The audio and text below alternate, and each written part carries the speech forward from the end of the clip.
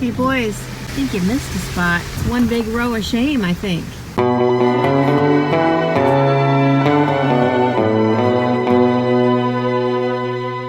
We have another grave that we got to dig today. Gonna check over the truck quick, load the trailer. I'm gonna put some warm clothes on. Oh, you know what's super uncomfortable? When you're wearing short socks and they fall off in your boot.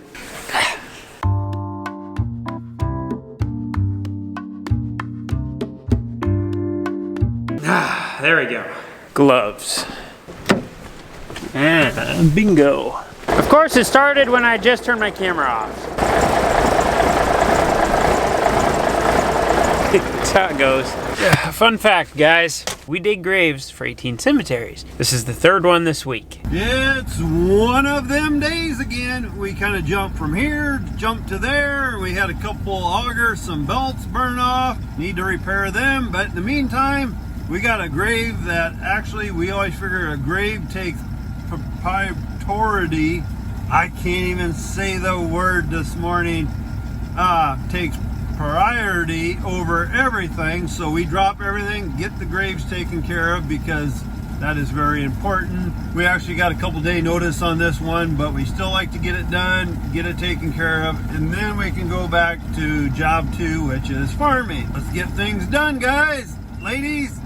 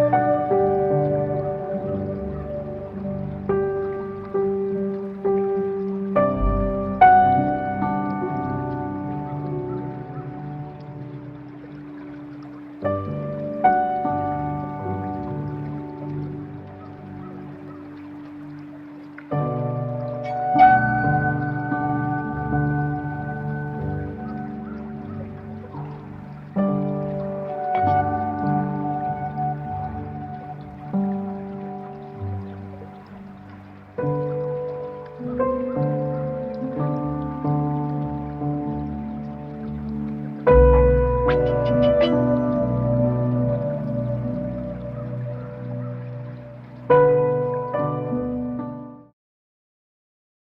grave took us quite a while to dig, so now we're gonna go back to the combine. Dark out, obviously, but we're gonna run as late as we can.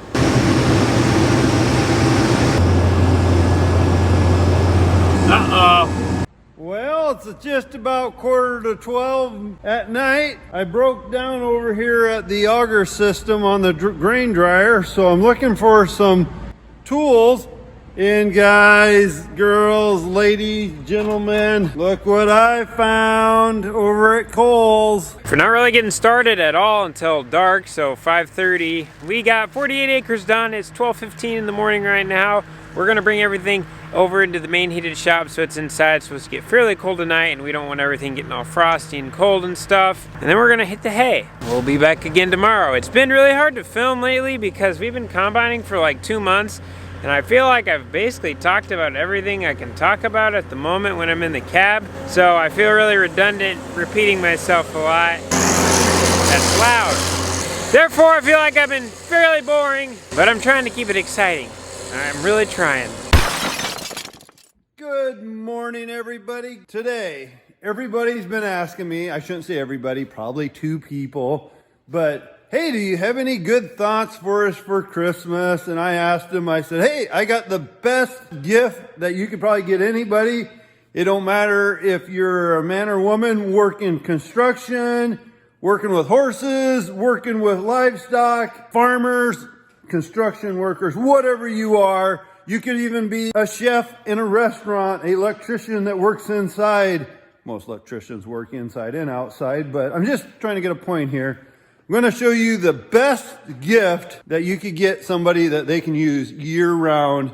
And I've used this gift for probably 15, 20 years, maybe even longer than that. And let's get to the gift. And it's very, I would say, inexpensive for something that will last for a long time. Here is the gift I'm talking about. And I kid you not, I got probably, well, let's see, 1, 2, 3, 4, 5, 6 of these. A boot dryer. These little boogers are the best thing ever. It's just gravity flow heat. There's just a little heat coil down in there that puts the heat up. That gravity flows into your boots. You can put mittens on here, socks, I don't care. But it uses, I think they said like a 5-watt light bulb for the whole year. You know, might use $1.50 for electricity. It's handier than all get out. I put my boots, my shoes, every time I come home at night, I never even unplug it. And I probably have 4 of these plugged in year round, even in the summer. Your feet sweat just walking around. You put your boots on there, they're dry. Even when I come home for dinner, I put my boots on it. They're nice and warm. Even in the summer, I put my boots on it, shoes, whatever I'm wearing. So when I go back outdoors, I have dry boots. I ain't kidding you. They're probably under 50 bucks, I think. There's your Christmas gift. Thoughts? Thank you, everybody. It's been a pretty good week this week. The other day we had our marketing lady, Kristen, bring us out dinner, which was very, very nice. Today, one of our bankers, Les, is going to bring us out dinner. A couple weeks ago, a really, really good friend of ours, Sarah, brought us out lunch. You know what? I kind of like this lunch stuff. I was talking to a friend this morning, and she said it's so cold out that she's seen a lawyer with his hands in his own pockets.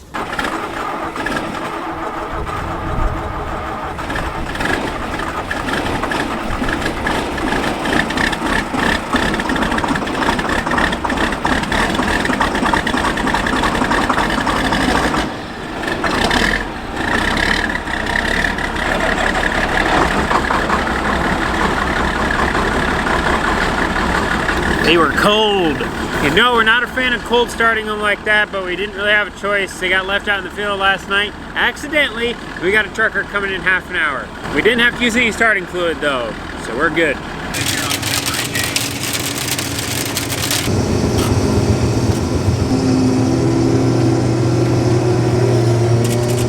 Chuck just started unloading on the semi. Let's time him and see how long it takes. 6 minutes and 40 seconds. Normally we always unload on the go, but right there we got a little valley where the water's washed down and it's caused a nice little dip. What happens is when we cross the dip like this, when we're unloading on the go, when we go down in there, we drop down, so our auger gets real close to the grain cart. And if he's at a higher elevation than me, we could smack our auger on the grain cart. And that makes a very, very, very, very, very, very bad day. So we're just gonna unload on the stop for now until we get through this area. There's one here and there's one over the hill. They really need to be fixed in with a bulldozer or a scraper or something. And then we need to plant waterways through there so that way they don't continue to wash out like that. Stuff like that drives me nuts. Oh no, guys, I had my GoPro sitting right there and it just fell off and went into the corn head. Hopefully we can find it. Definitely gotta put a damper on harvest for a little bit. Okay, well, we found the handle. Now we need to find the camera. Good thing we got Chuck here. Okay, it looks like we found the touch screen for the GoPro. That's a good sign. I just want to find the SD card. That's all I want. Oh, guys, look. We found it. Still intact. Smoked the lens. But she's still intact. The SD card is in here. We're going to have some sweet footage. Chuck! Oh, there you are. Cab corn. Okay, let's recap a little bit. This bad boy here is the handle that I had my GoPro on. On the bottom part here, I had a 180-pound neodymium magnet stuck to it, and on the top was where the camera attached. What I was doing was getting a shot of the corn going into the feeder house. So while that was playing, Dad must have called me on the phone, so I answered my phone, and in the 2 seconds I looked away, I looked back and my GoPro was gone. And then I heard a little clunk go through the machine. So I was like, ugh. Seeing that there was a 180-pound neodymium magnet on there, that bad boy was strong. I thought it maybe got into the rotor and got caught off to the side and stuck to something. So I tried tearing off some guards on the side of the rotor, couldn't find it. So I figured, you know what, it probably had to get kicked out the back. So I looked around in the corn about 30 feet behind the combine, and then I found this. So that's when I knew everything went through the machine. I said a little prayer and I had complete faith that we were gonna find our GoPro. So I went looking along the edge of the corn and I saw something shiny in a square about this big, and it was my screen for the GoPro. So I picked that up and then I stepped in a couple more rows and then the camera was laying there. She's pretty much toast. The lens on the front is shattered. My touchscreen is shattered. Got some dents and stuff in there. You can see how beat up it got going through the rotor. I'm honestly surprised it didn't get more beat up than this. That rotor's spinning fast. This isn't exactly light, but at least we have the footage. I had like a week's worth of footage on this thing, so I really wanted to be able to find it. Kind of a bummer, yeah. But hopefully we got some unique footage of this live GoPro going through the machine. We'll see. We'll see. Hopefully everything's still good. I haven't taken it out of its case yet because it's kind of bent in around it. But when I get home, I'll tear into it. Still picking. And just like that, this is the last load in this field. Look at all the pretty colors on the map. We'll come back to this here a little bit later. I want to discuss something about this particular map. Alright guys, so what we got here is our in-command 1200 display. This is an ag leader monitor, and what this does is map our yield as we go across the field. So the darker green means a higher color yield, and then the greener and yellower and then eventually red means worse. We can pull up a legend if we want to, but that's not really what I want to focus on here.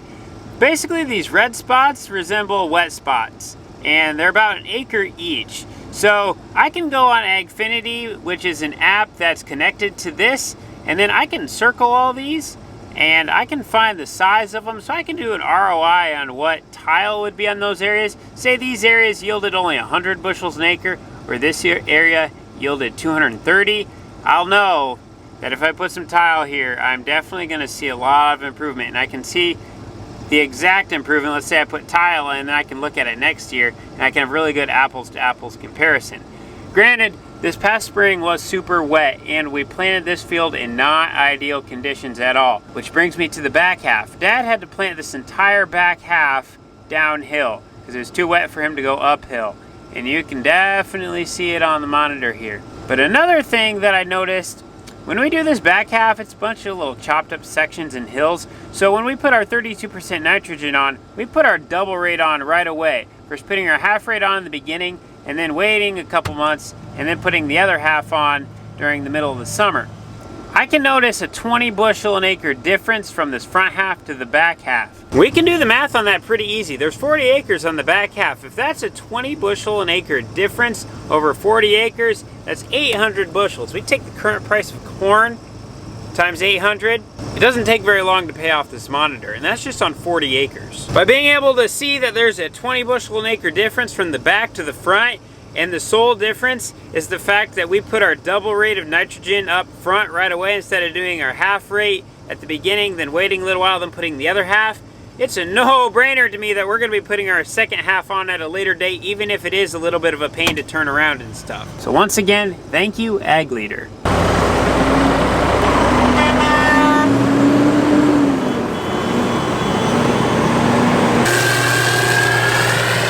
Oh yeah, it's warm in here. Is this a joke? I guess it's a hat. Thanks, Calmer Choppers. Boom, boom, boom, boom. My personal favorite. Good job with the color choice. Shirts. Rain gauge. All right, guys, the moment we've been waiting for.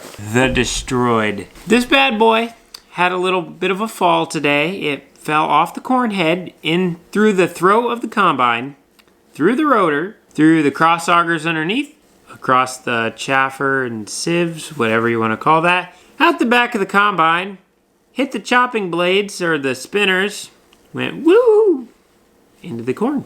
Let's see if the SD card's still intact.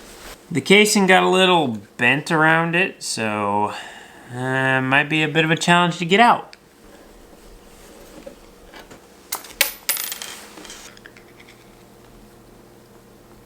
How's it still in there? Got it. Should have done this when we first started, so that way you could see me better. Okay, GoPro. This is what it looks like. Front lens destroyed, but the little bulb on the inside is still there, so that means it's still recorded all the way through. There's no touchscreen on the back. This separation occurred when I was taking it out of this case, and that also cracked while I was taking it out of this case. This little guy right here is the sole reason why the GoPro survived at all. Otherwise, it would just be 1,000 little pieces out there in the field, and I probably wouldn't have found any of it. But this guy, he was like a little bulletproof vest for him.